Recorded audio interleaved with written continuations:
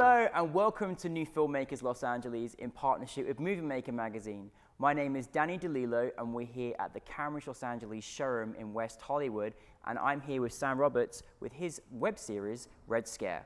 Let's take a look at a clip. Go, women first, don't push. Go. Everyone remain calm. Do not leave your fallout shelter until... We're all staying in here. It's for everyone's good. Looks like something bit him. Was it communists? Maybe it's a plot, like scare tactics, or I don't know, some sort of experiment. Bite on the neck, drained of blood. Sound familiar? A vampire? Yes. There's one in this room.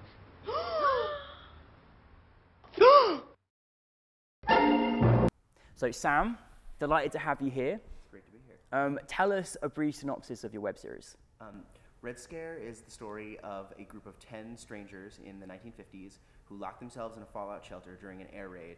And then once they're down there, they realize that one of them is secretly a vampire, and they're killing them off one by one. So they have to figure out who it is before they're all dead. Where did you kind of come up with the creation of the idea? I mean, I was looking to, I've been writing scripts for a while. I was looking to create something, and I knew, they always say, make it self-contained. And so I got really into the idea of a fallout shelter. And suddenly it came to me that a vampire in a fallout shelter would be really funny, because vampires' greatest weakness is the sunlight. Right. So if you're stuck underground and you don't have access to that, suddenly they become 10 times as scary. And then it kind of just developed from there. I thought the name Red Scare was funny, and I went around pitching it as a joke to people until my friend Tom, who I co-wrote it with and co-created it with, he was like, no, that's not a joke. Like, we should really make that. And what was incredible about it was that you set it in the 50s. Which is amazing, and it was just so brilliant to watch, because you just literally had every detail just looked so carefully designed. What was your experience like making a period web series? Well, it was, we didn't think too hard about it. And that was probably for the best, because when you talk to a lot of people, they will push you away from period pieces because it's just so many more props, so much more, so many other things you have to keep track of.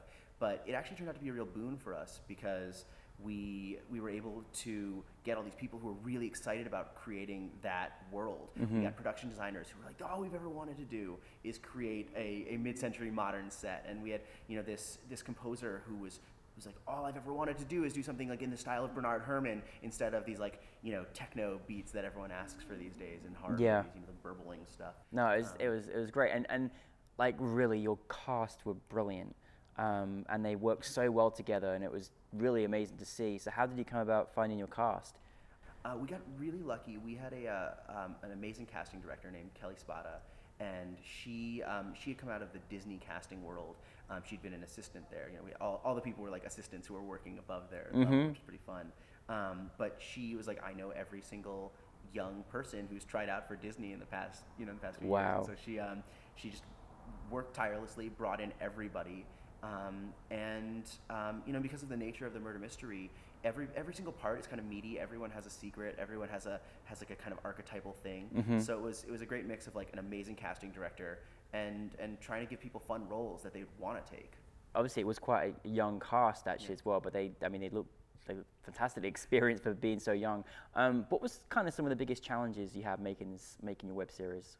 I mean, the hardest challenge was that, it was going back to the period piece thing, that we couldn't really, we needed the set. So we couldn't, if you're making other web series that have multiple location stuff, you can go and you can pop in there and take a day and shoot one thing. And if you need to go back and shoot something else, you can. But like, we built this set, we basically lived in it for 9 days straight. I mean, people were sleeping on the set. One of our actors, their parents donated a mattress to the set, so the actors could rest. Yeah, it felt like summer camp. It was like we were just there and we like lived it. But then once we were done, we couldn't do anything else. It was all one crazy 9-day process. No, it's brilliant, and obviously making a web series, and that's very challenging, isn't it? To make a web series, it's like having several short films together.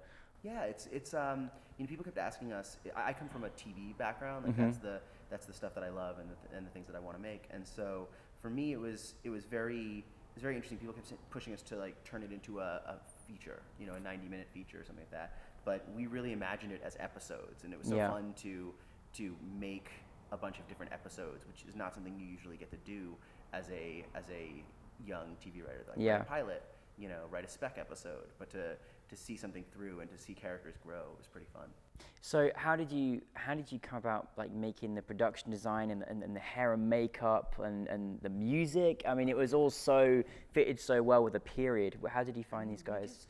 We put out a lot of calls for people. We, you know, through friends of friends and through, you know, we posted it on all the websites that you post on, and we just really tried to find people who were excited about it, who really got. We knew kind of what we wanted, and we had looked up a lot of images and music references and stuff like that, and so it was about finding people who really saw that vision and understood what we were going for, and then. So, like, immediately, even in the interviews, we're bringing new things to the table. They were like, "Oh, that stuff's cool, but like this and this and this," and it was, Yeah. and it was, you know, it was just the people who had that excitement right from the get-go. No, it's great. Do you have any piece of advice to anyone that's making a web series? Make it open-ended.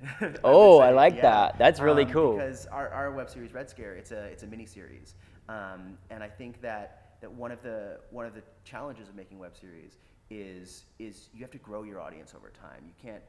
You can't expect people to like jump in right from the beginning and get it. And so building that audience and then continuing to give them content is something that I wish we were more able to do. Yeah, no, but I mean, the miniseries are interesting because sometimes a miniseries can be a miniseries, or sometimes a miniseries is like testing the waters for season 2 or whatever it is, you know.